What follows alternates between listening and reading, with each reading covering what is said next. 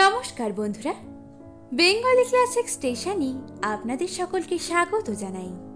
আশা করি আপনারা সবাই খুব ভালো আছেন, সুস্থ আছেন। আজ আমি আপনাদের পড়ে শোনাব বিভূতিভূষণ বন্দ্যোপাধ্যায়ের লেখা একটি ছোট গল্প বিপদ। গল্পটি অবশ্যই আপনারা পুরোটা শুনবেন, আর যদি আপনাদের ভালো লাগে তাহলে গল্পে একটি লাইক করে চ্যানেলটিকে অবশ্যই সাবস্ক্রাইব করে রাখবেন এই রকমই ভিন্ন স্বাদের গল্প প্রতিনিয়ত শোনার জন্য। শুনতে থাকুন বিভূতিভূষণ বন্দ্যোপাধ্যায়ের লেখা বিপদ।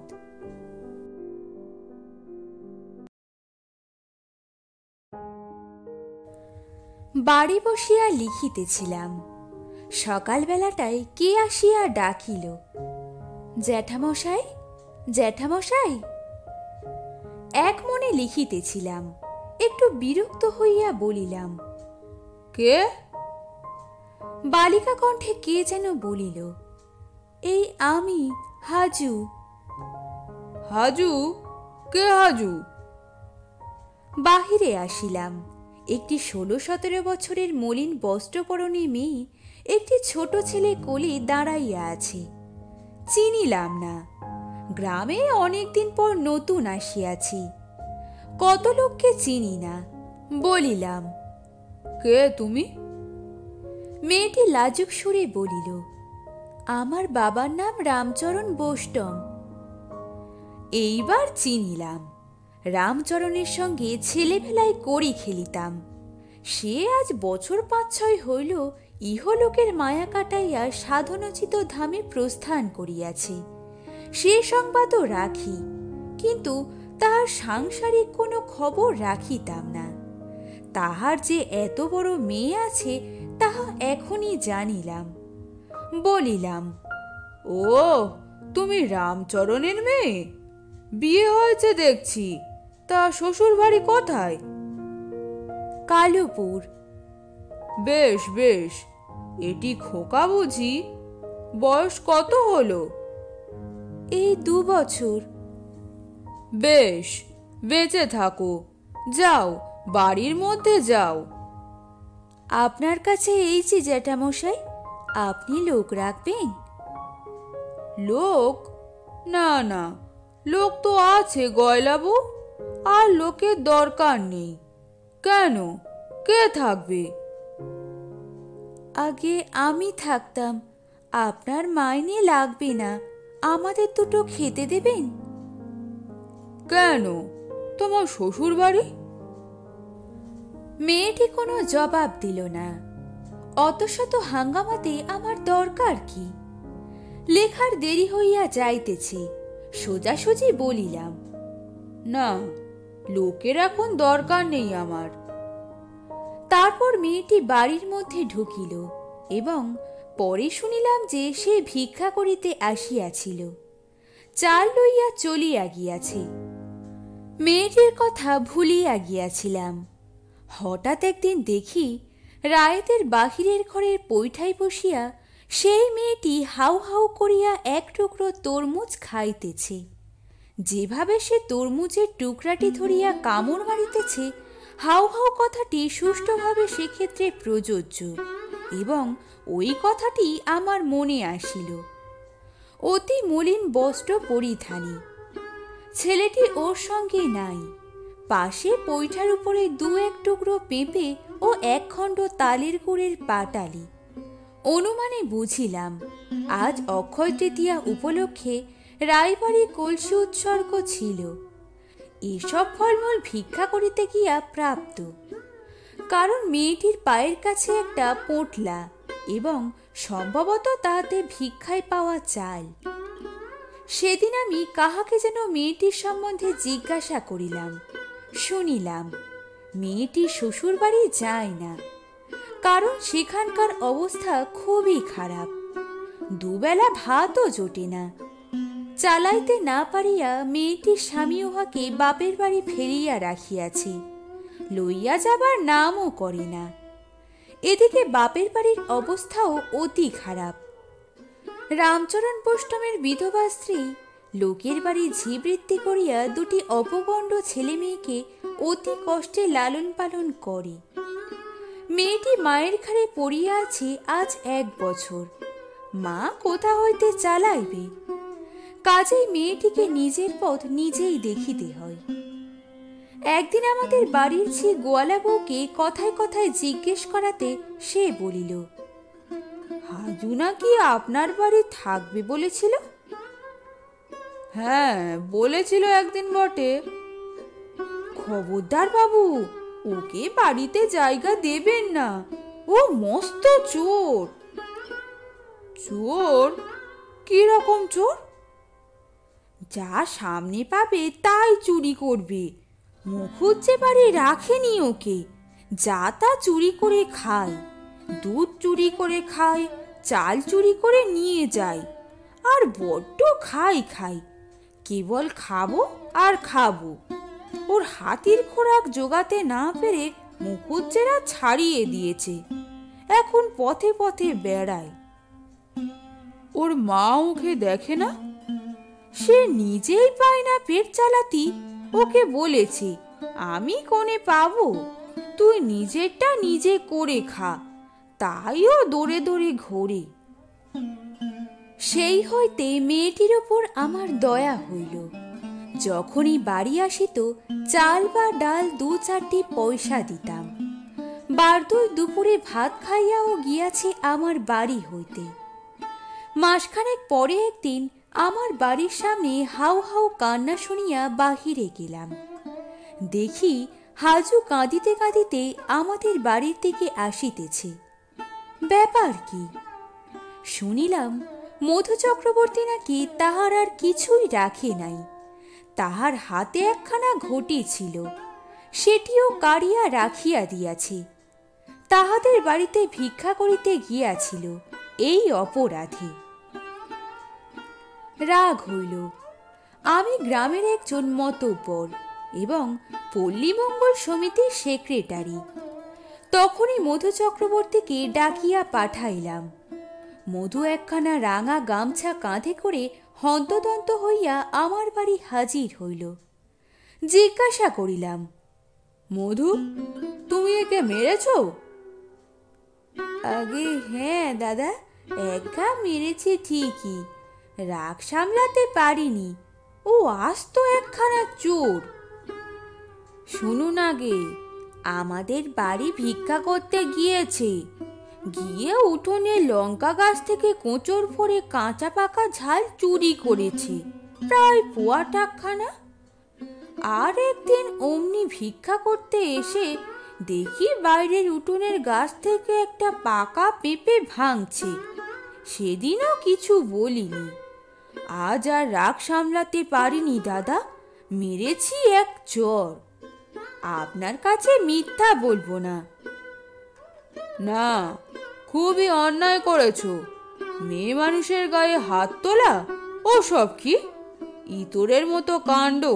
ছে, যাও, ওর ওই কি নিয়ে রেখেছ ফেরত দাও গে, যাও।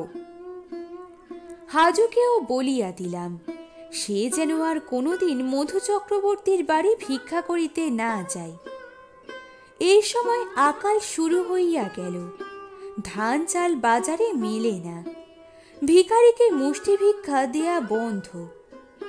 এই সময় একদিন হাজুকে দেখিলাম ছেলে কোলে গোয়ালাপাড়ার রাস্তায় ভিক্ষা করিয়া বেড়াইতেছে। আমাকে দেখিয়া নির্বোধের মতো চাহিয়া বলিল, এই যে জ্যাঠামশাই। যেন মস্ত একটা সুসংবাদ দিতে অনেকক্ষণ হইতেই আমাকে খুঁজিতেছে। আমি একটু বিরক্তির সহিত বলিলাম, কি? এই আপনাদের বাড়িও যাব। বেশ, আমাদের বাড়িতে প্রসাদ পাবি আজ, বুঝলি? হাজু খুব খুশি হলো। খাইতে পাইলে মেয়েটা খুব খুশি হয় জানি। কাঁঠাল তলার ছায়ায় রোয়াকে সে যখন খাইতে বসিল, তখন দুজনের ভাত তাহার একার পাতে।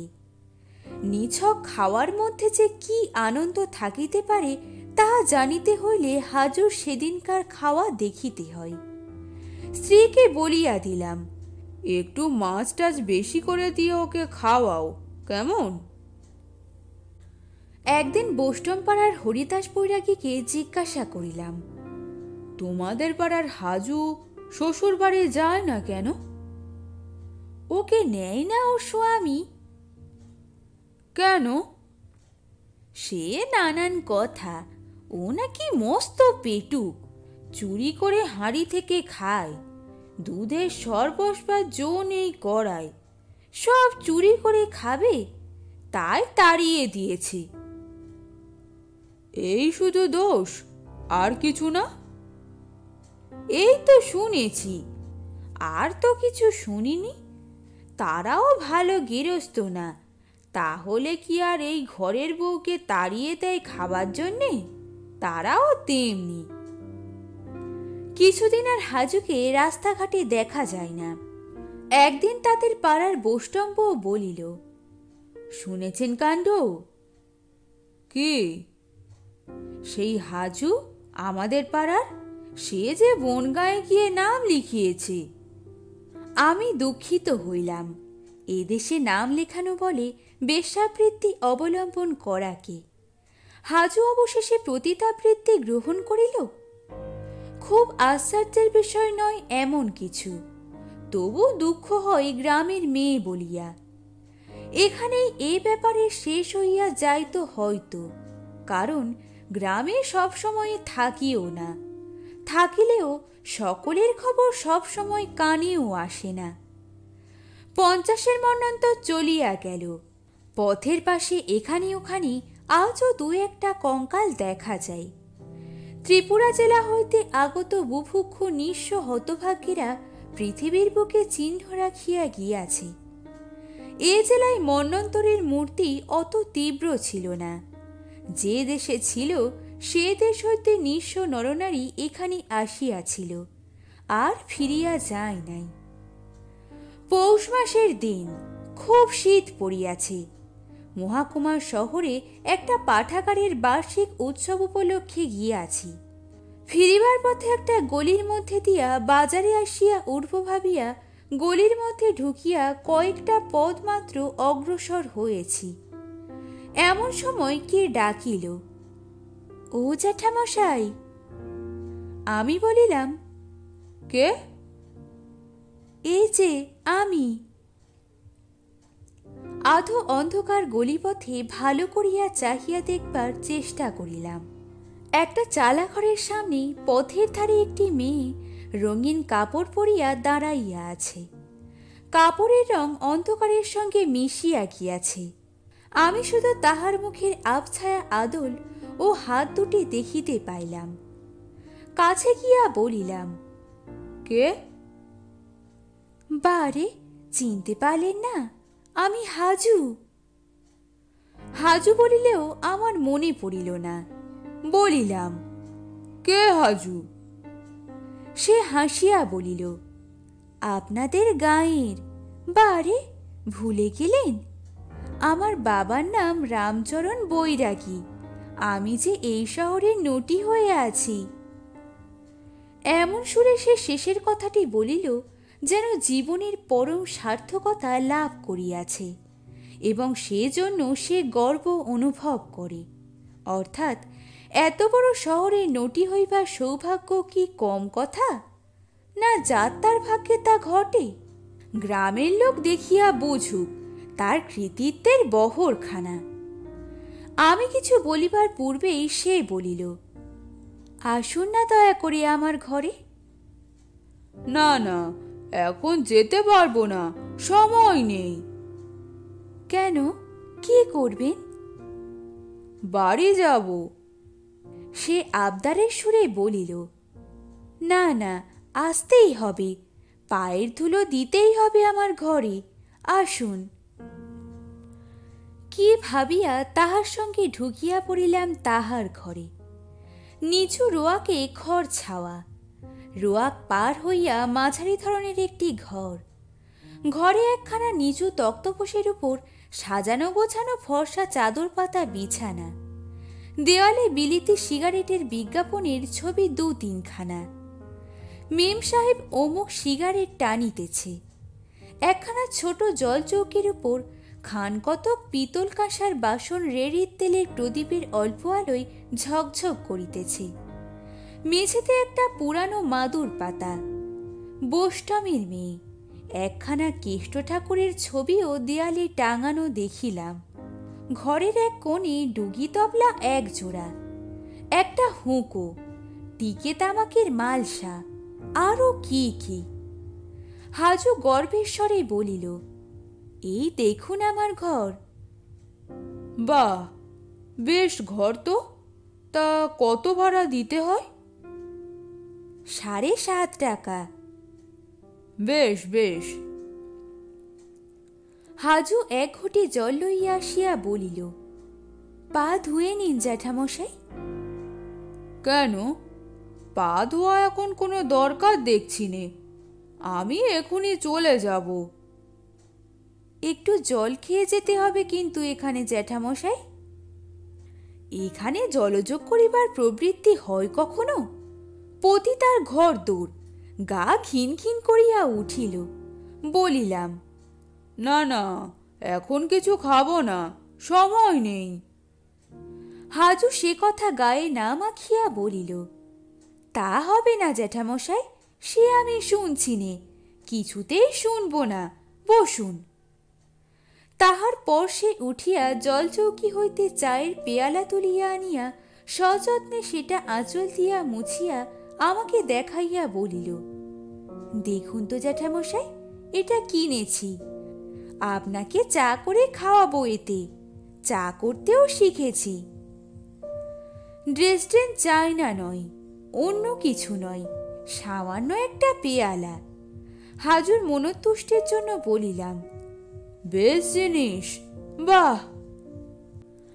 ও উৎসাহ পাইয়া আমাকে ঘরের এ জিনিস ও জিনিস দেখাইতে আরম্ভ করিল। একখানা আয়না, একটা টুকনি ঘটি, একটা সুদৃশ্য কৌটা ইত্যাদি। এটা কেমন, ওটা কেমন, এসব কিনিয়াছে। তাহার খুশি ও আনন্দ দেখিয়া অতি তুচ্ছ জিনিসেরও প্রশংসা না করিয়া পারিলাম না। এতক্ষণ ভাবিতেছিলাম ইহাকে এই পথে আসিবার জন্য তিরস্কার করি এবং কিছু সদুপদেশ দিয়া জ্যাঠামশাইয়ের কর্তব্য সমাপ্ত করি, কিন্তু হাজুর খুশি দেখিয়া ওসব মুখে আসিল না। যে কখনো ভোগ করে নাই তাহাকে ত্যাগ করো যে বলে, সে পরম হিতৈষী সাধু হইতে পারে, কিন্তু সে জ্ঞানী নয়। কাল ও ছিল ভিখারিণী, আজ এ পথে আসিয়া ওর অন্ন বস্ত্রের সমস্যা ঘুচিয়াছে। কাল যে পরের বাড়ি যাইতে গিয়া প্রহার খাইয়াছে, আজ সে নিজের ঘরে বসিয়া গ্রামের লোককে চা খাওয়াইতেছে। নিজের পয়সায় কেনা পেয়ালা পিরিচে। যার বাবাও কোনোদিন শহরে বাস করে নাই বা পেয়ালায় চা পান করে নাই। ওর জীবনের এই পরম সাফল্য ওর চোখে। তাহাকে তুচ্ছ করিয়া, ছোট করিয়া নিন্দা করিবার ভাষা আমার জোগাইল না। সংকল্প ঠিক রাখা গেল না। হাজু চা করিয়া আনিল, আর একখানা কাঁসার মাজা রেকাবিতে স্থানীয় ভালো সন্দেশ ও পেঁপে কাটা। কত আগ্রহের সহিত আমার সামনে জলখাবারের রেকাবি রাখিল। সত্যিই আমার গা ঘিন ঘিন করিতেছিল। এমন জায়গায় বসিয়া কখনো খাই নাই, এমন বাড়িতে। কিন্তু হাজুর আগ্রহ ভরা সরল মুখের দিকে চাহিয়া পাত্রে কিছু অবশিষ্ট রাখিলাম না। হাজু খুব খুশি হইয়াছে, তাহার মুখের ভাবে বুঝিলাম। বলিল, কেমন চা করেছি জ্যাঠামশাই? চা মোটেও ভালো হয় নাই, পাড়াগেই চা, না গন্ধ না আস্বাদ। বলিলাম, কোথাকার চা? আগে এই বাজারের। তুই নিজে চা খাস? 2 বেলা। চা না খেলে সকালে কোনো কাজ করতে পারিনি জ্যাঠামশাই। আমার হাসি পাইল। সেই হাজু ছবিটি যেন চোখের সামনে আবার ফুটিয়া উঠিল। রায়বাড়ির বাহিরের ঘরের পৈঠার কাছে বসিয়া খোলা শুদ্ধ তরমুজের টুকরা হাউ হাউ করিয়া চিবাইতেছে। সেই হাজু চা না খাইলে নাকি কোনো কাজে হাত দিতে পারে না। আমি বলিলাম, তাহলে এখন উঠি হাজু, সন্ধে উতরে গেল যে, আবার অনেকখানি রাস্তা যাব।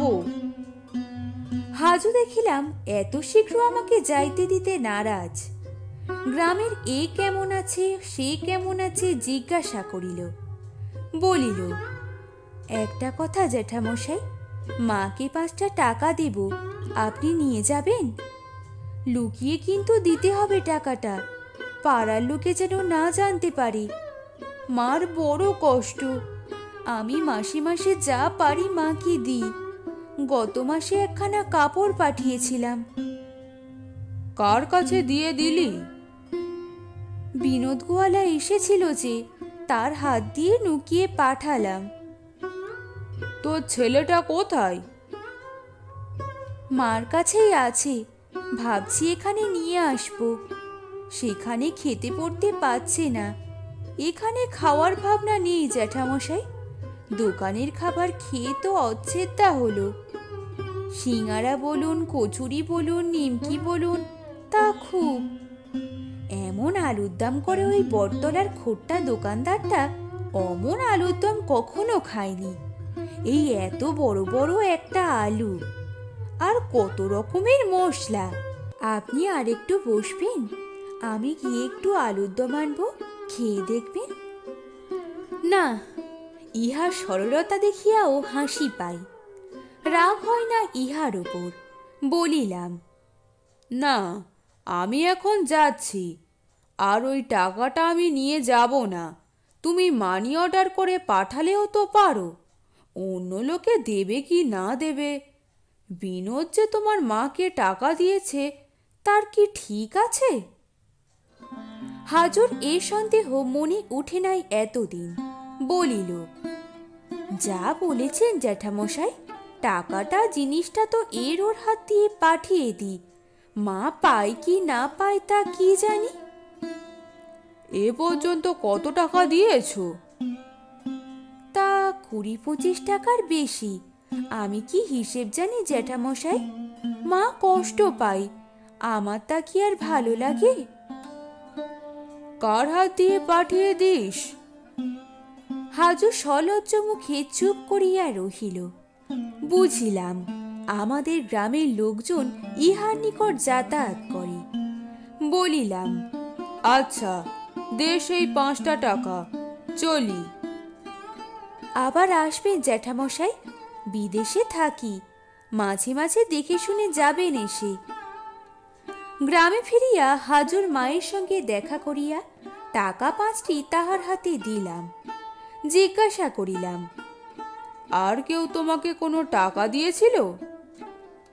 হাজুর মা আশ্চর্য হইয়া বলিল, কই, না তো, কে দেবে টাকা? বিনোদ ঘোষের নাম করিতে পারিতাম, কিন্তু করিলে কথাটা জানাজানি হইয়া পড়িবে। বিনোদ ভাবিবে আমারও ওখানে যাতায়াত আছে, এবং হাজুর প্রণয়ীদের দলে আমিও ভিড়িয়া গিয়াছি এই বয়সে। কি গরজ আমার!